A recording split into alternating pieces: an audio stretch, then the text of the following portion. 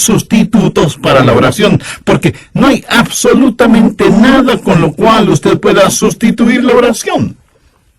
Como yo lo siento, la oración es la más grande fuerza en el universo, pero tristemente es la menos utilizada. La gente siempre está tratando de obtener energía. Los científicos están tratando de utilizar la energía de los océanos que hay en el movimiento de las mareas y de las olas, o cómo utilizar mejor la energía nuclear o la energía eólica. Pero la más grande y desperdiciada de las energías en el mundo actual es la oración. Bien, vamos a Mateo 7, versículos del 7 al 11. Estas son palabras de Jesús, y Él las dijo en forma clara y sencilla. Así que no hay ninguna razón para dudarlas, sino más bien para creerlas. Pedid, y se os dará. Buscad, y hallaréis. Llamad, y se os abrirá. Porque todo aquel que pide, recibe. Y el que busca, halla. Y al que llama, se le abrirá. ¿Qué hombre hay de vosotros que si su hijo le pide pan, le dará una piedra? O si le pide un pescado, le dará una serpiente? Pues si vosotros, siendo malos, sabéis dar buenas dádivas a vuestros hijos, ¿cuánto más vuestro Padre que está en los cielos dará buenas cosas a los que le pidan? Hagamos 3 divisiones fáciles de este mensaje al pensar en los principios de la oración. Primero, la razón para la oración. En mi vida he meditado mucho acerca de la razón para orar. ¿Por qué Dios quiere que oremos?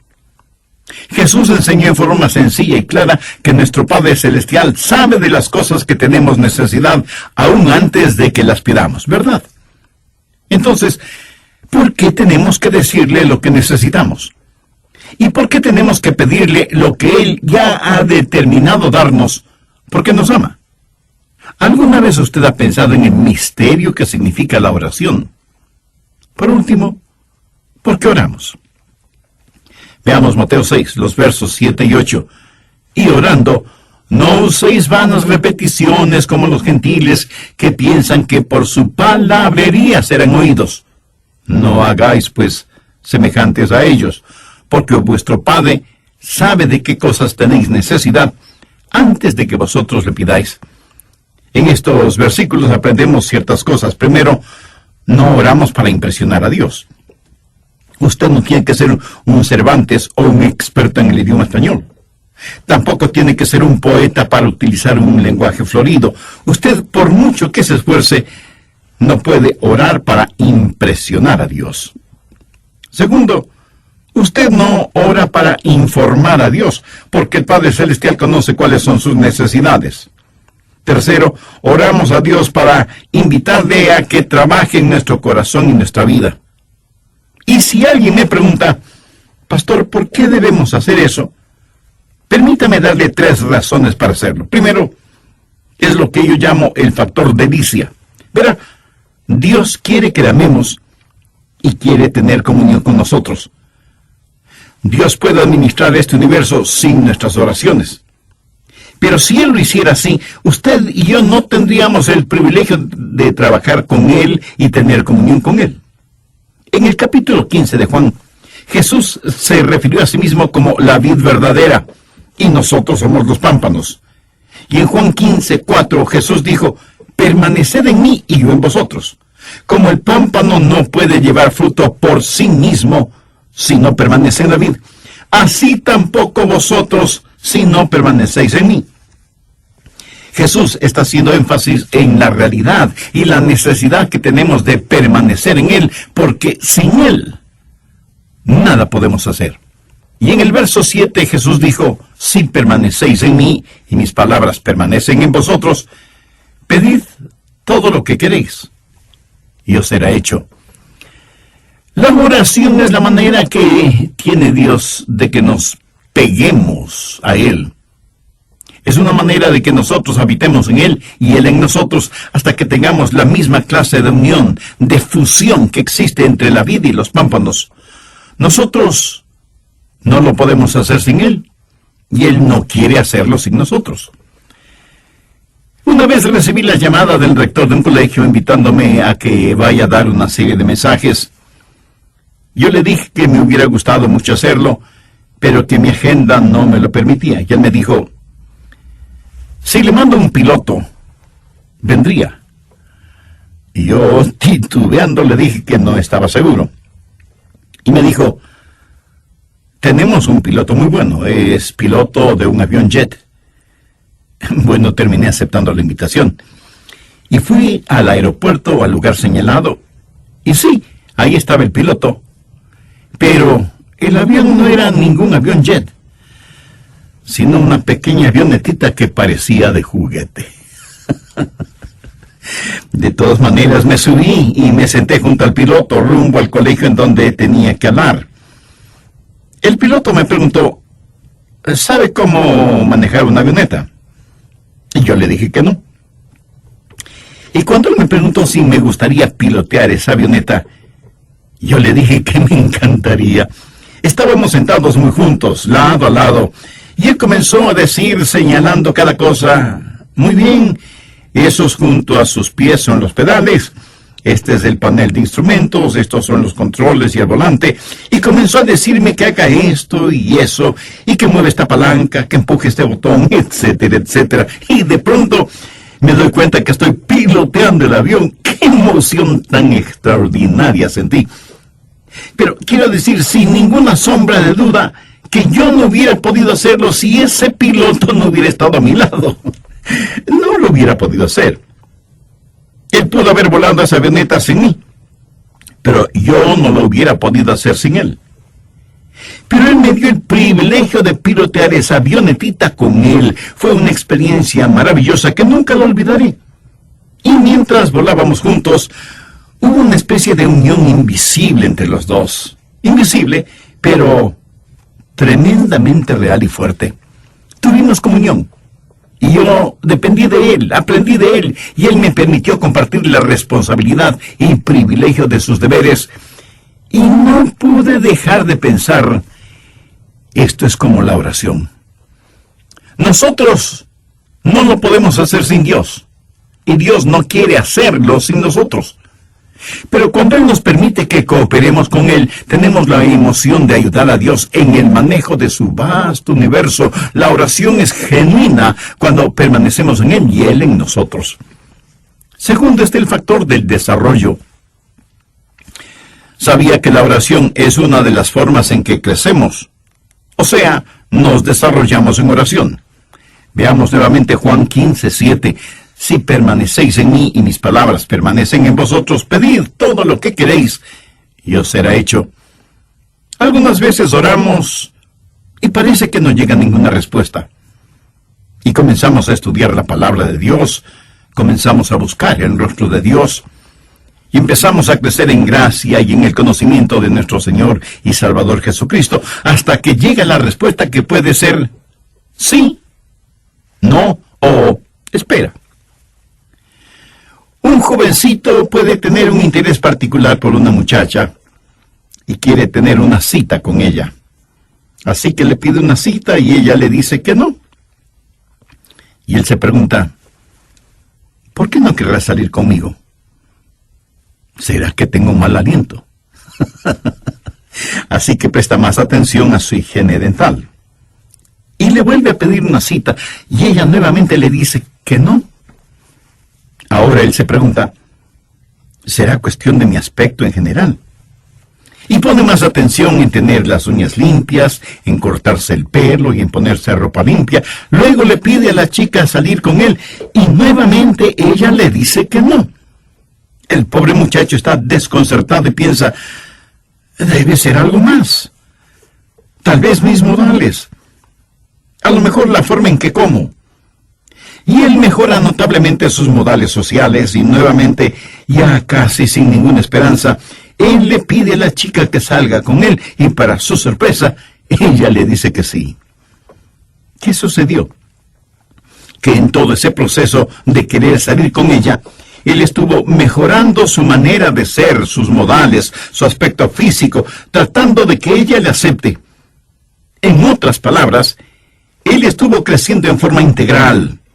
Y eso es exactamente lo que la oración hace. Pedimos a Dios algo y no tenemos respuesta. Y pedimos otra vez y decimos, Señor, ¿será que tengo egoísmo en mi vida?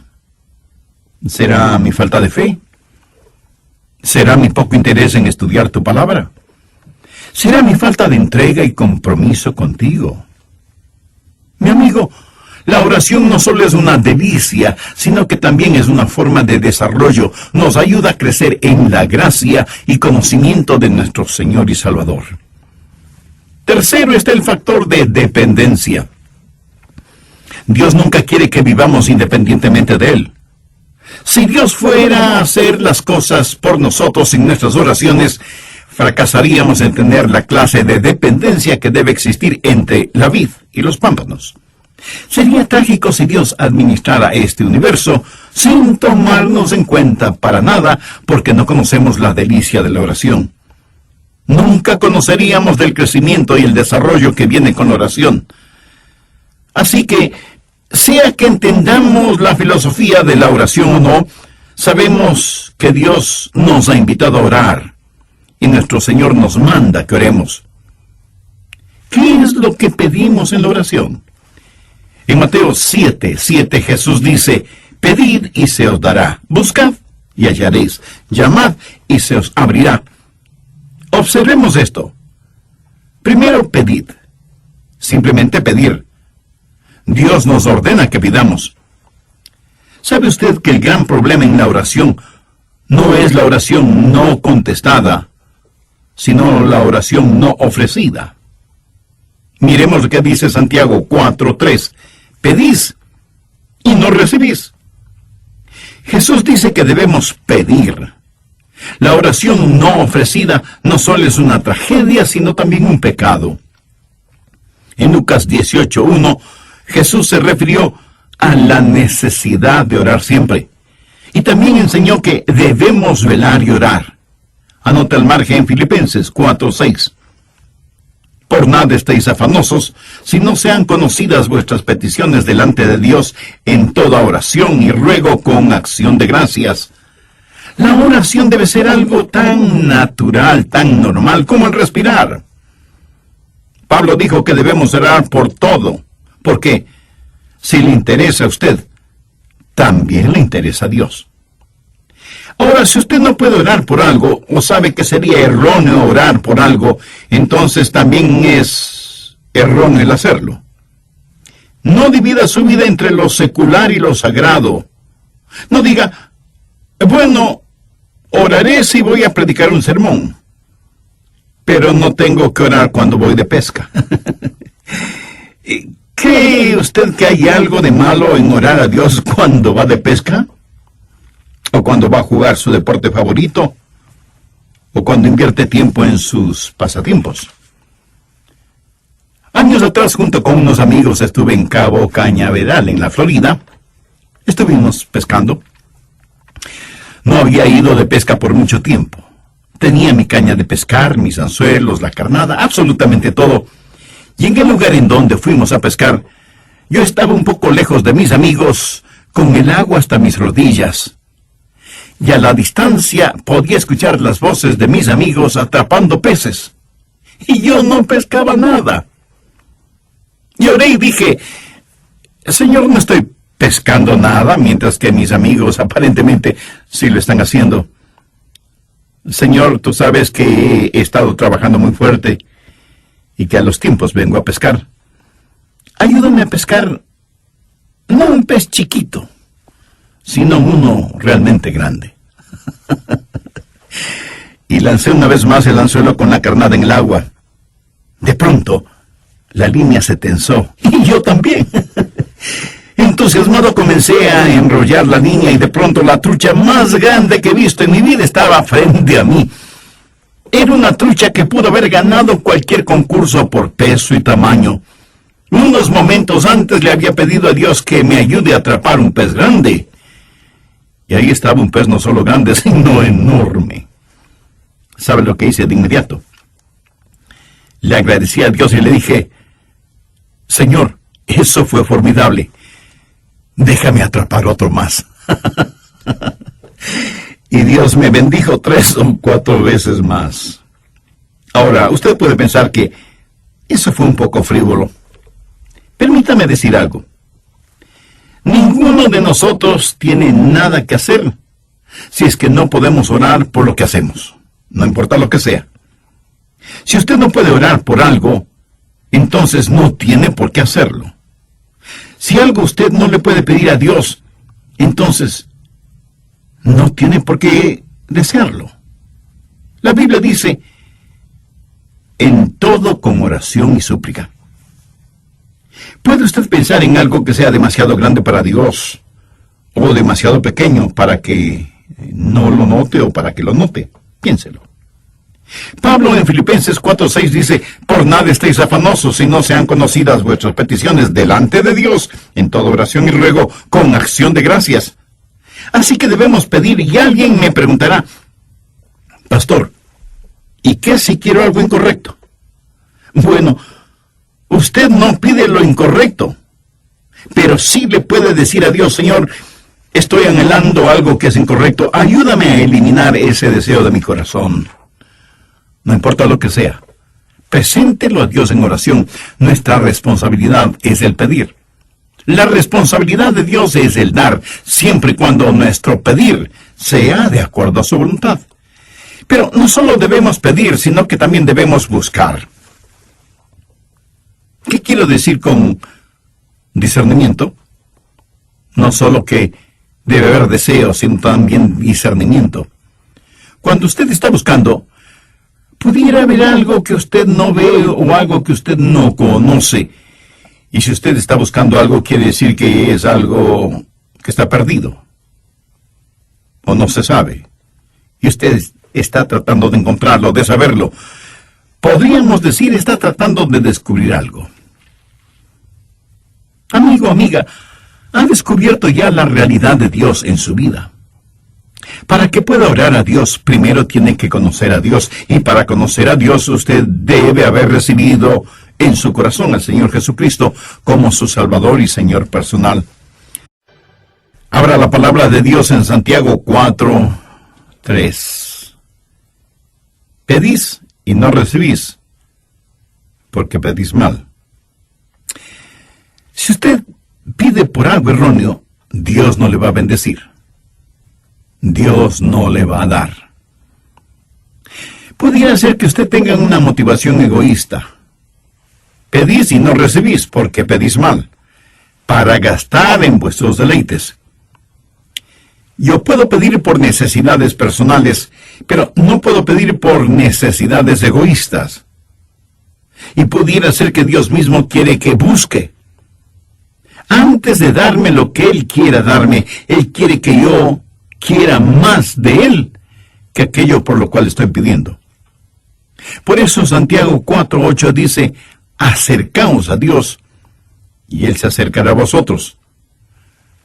Así que pudiera ser que Dios quiere que yo me acerque a Él y que le busque, y que deje de practicar oraciones tibias o totalmente vacías. Dios hace negocios con aquellos que seriamente quieren hacer negocios. Pudiera ser que Dios quiera que yo busque su poder, que viene por medio de la pureza, de acuerdo a lo que dice Santiago 5:16, la oración eficaz del justo puede mucho. Ahora note la progresión: deseo, discernimiento y determinación, pedir, buscar y golpear o llamar. ¿Dónde golpea? En una puerta que está cerrada. Y cuando ora, debe mantenerse orando hasta que se abra la puerta.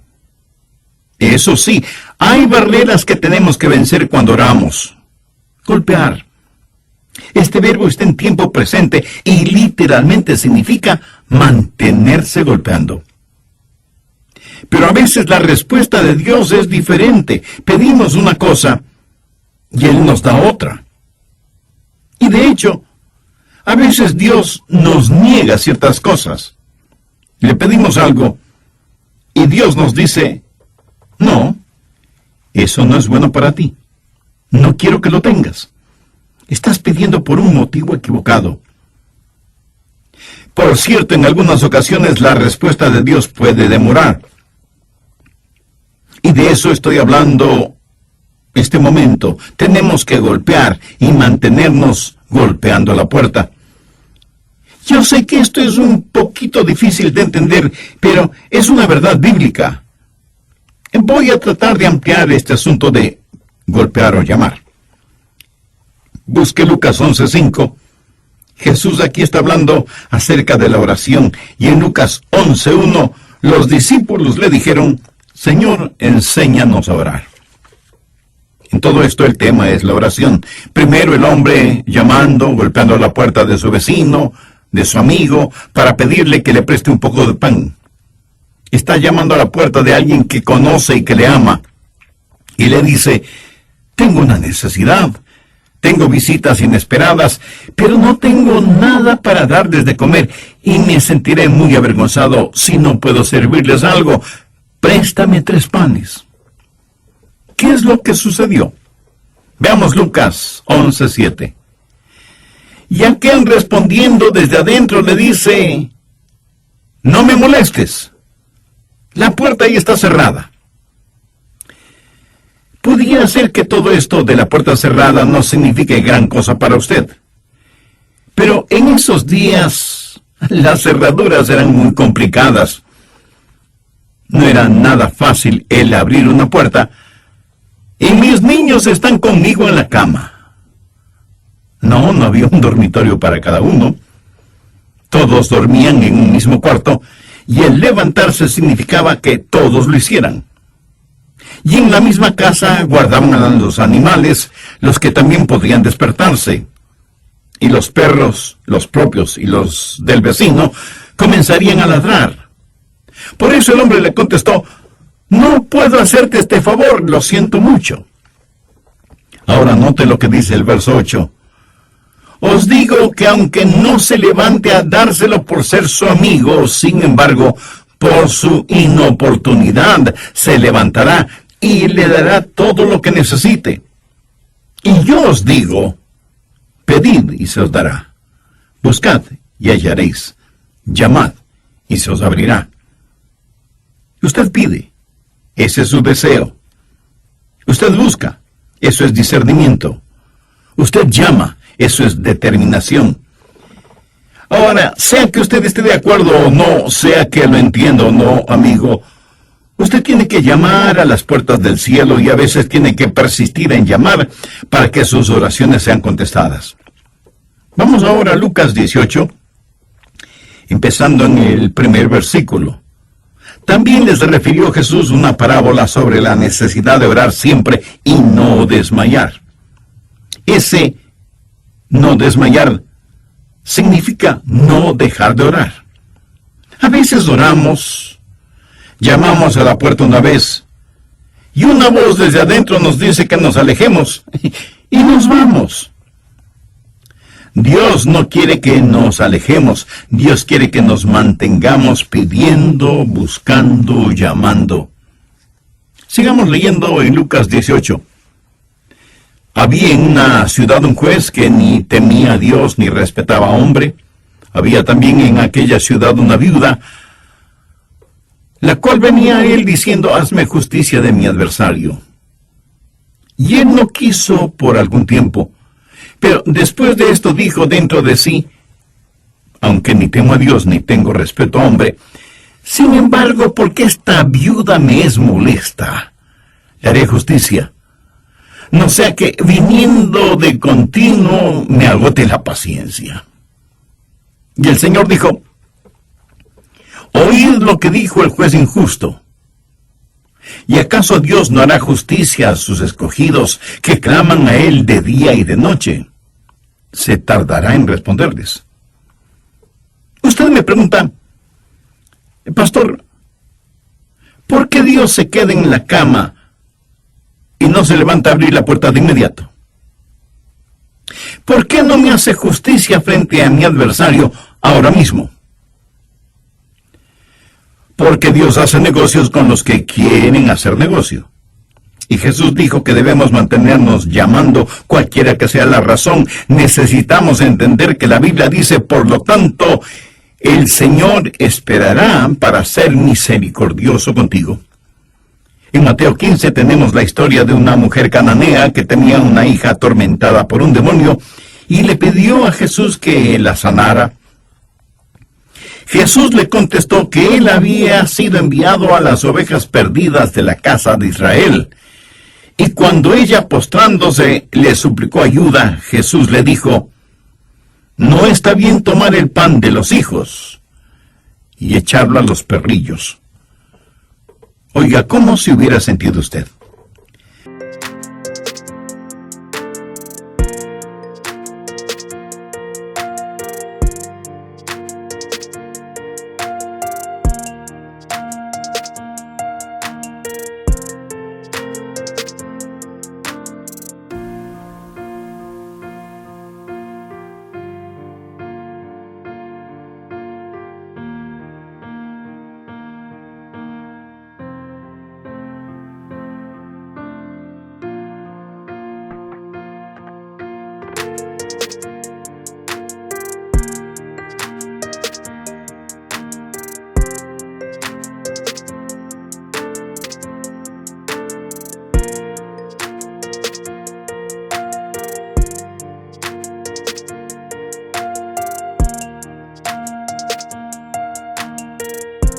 Suponga que usted tuviera una hija poseída por el diablo. Usted se acerca a este hombre que supuestamente es el Salvador y el Señor del universo, este que dicen está lleno de compasión, y él le dice: perro, aléjate de mí. Yo solo he venido a salvar a las ovejas perdidas de la casa de Israel. No tengo nada que ver contigo. Eres un paria. ¿Qué hubiera hecho usted? ¿Sabe lo que esa mujer contestó? Ella le dijo a Jesús: Señor, tienes razón. Yo no merezco absolutamente nada. Pero aún los perrillos comen de las migajas que caen de la mesa de sus amos. Entonces, respondiendo, Jesús dijo: oh mujer, grande es tu fe. Hágase contigo como quieres. Y su hija fue sanada desde aquella hora. Tal vez alguien me pregunte: Pastor, ¿por qué está comparando a Dios con un vecino egoísta? ¿Por qué está comparando a Dios con un juez injusto?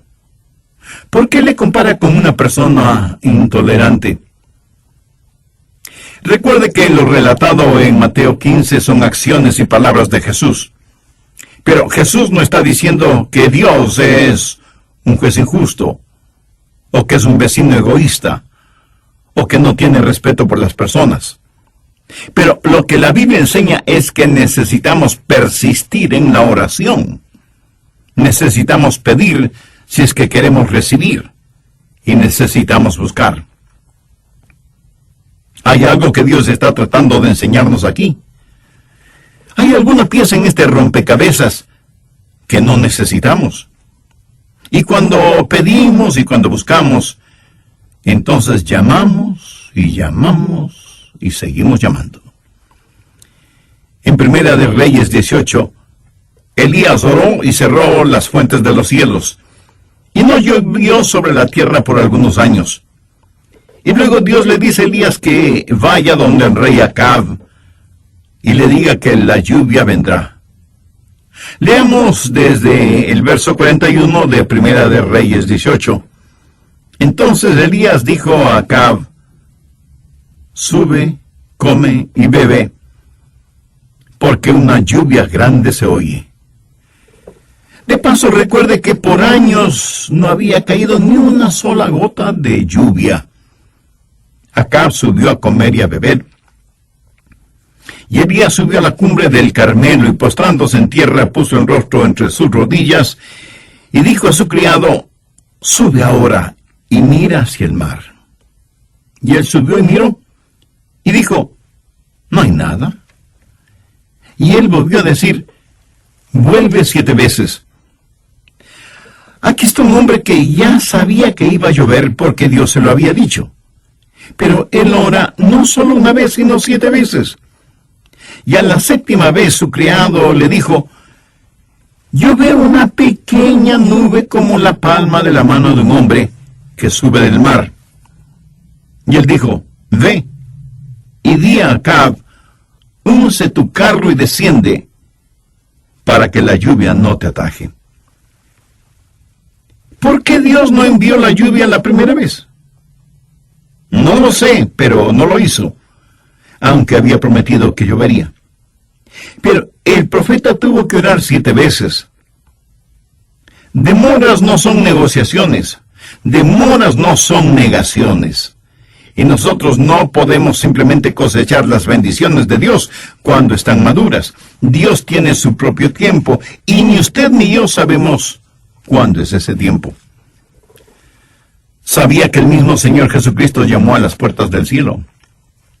¿Piensa usted que las oraciones de Jesús, el Hijo de Dios en la carne, fueron contestadas automáticamente? Yo me sorprendí al considerar esta porción bíblica, pero en Mateo 26:44 leemos, y dejándolos, se fue de nuevo, lloró por tercera vez diciendo las mismas palabras. Ahora piense conmigo en esto. Jesús oró por tercera vez diciendo las mismas palabras. Aquí hay un misterio y una verdad, sea que lo entendamos o no, y es, nosotros debemos mantenernos llamando. Pedir, buscar y llamar. Y si alguien me pregunta, pastor, ¿hay un momento cuando dejamos de llamar? Por supuesto que sí. Cuando la puerta se abre. O sea, cuando recibimos lo que hemos pedido. O cuando tiene la seguridad en su corazón, aunque todavía no tenga en su mano lo que pidió. O cuando Dios le dice sencillamente, no. El poderoso apóstol Pablo quería algo, y dice que por 3 veces le pidió a Dios, y Dios prácticamente le dijo, no te voy a dar lo que estás pidiendo. En palabras de Pablo, él tenía un aguijón en la carne, y en 2 de Corintios 12:8 dice, respecto a lo cual 3 veces he rogado al Señor que lo quite de mí. Pero Dios le dijo, Pablo, escucha, no te voy a dar lo que me pides, pero en cambio, te voy a dar de mi gracia. Y Pablo dejó de llamar. Él no oró una 4ª vez al respecto. ¿Cuándo usted deja de orar? Cuando la puerta se abre y usted tiene lo que ha pedido, o cuando lo tiene en su corazón. Y Dios le da esa seguridad. Hay una necesidad por la cual usted pide, hay un discernimiento que usted busca y hay una determinación a la que usted llama. Creo que muchos de nosotros no somos persistentes en la oración. Permítame decir algo más sobre este llamar.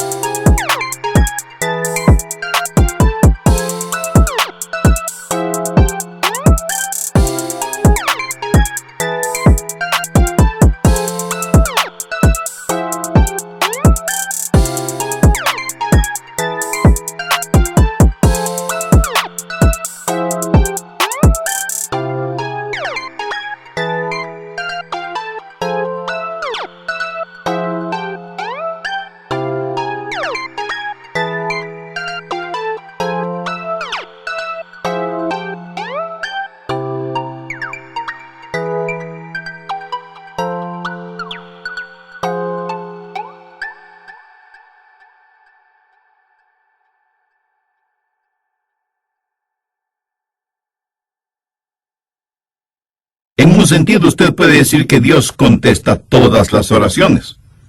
Algunas veces su respuesta es sí. ¿Alguna vez usted le ha pedido algo a Dios y Él le ha concedido eso casi de inmediato? Estoy seguro que muchos de ustedes habrán sido bendecidos de esa manera.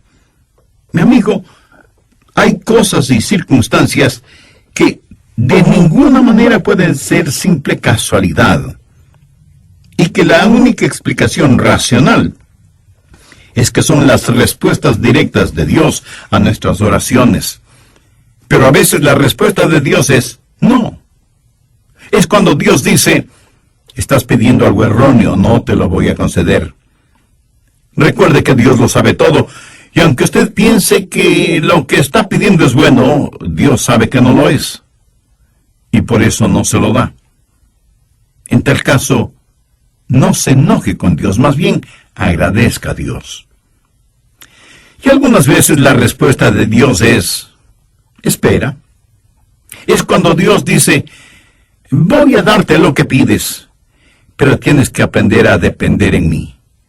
Estoy ayudándote en tu desarrollo. Y muchas veces cuando Dios no nos da aquello que le pedimos, por lo general nos da algo que es infinitamente mejor de lo que nosotros pedimos. Ahora, ¿cuáles son las recompensas de la oración? Regresemos al capítulo 7 de Mateo. ¿Cómo sabemos que Dios va a contestar la oración? Veamos Mateo 7, verso 8. Porque todo aquel que pide, recibe, y el que busca, halla, y al que llama, se le abrirá. Si usted pide con fe, si usted busca con discernimiento, y si usted es persistente, sus oraciones